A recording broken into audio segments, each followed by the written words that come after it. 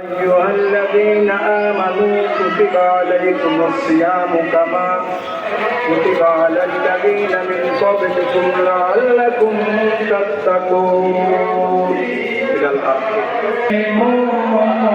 تسليما يا اللهم صل على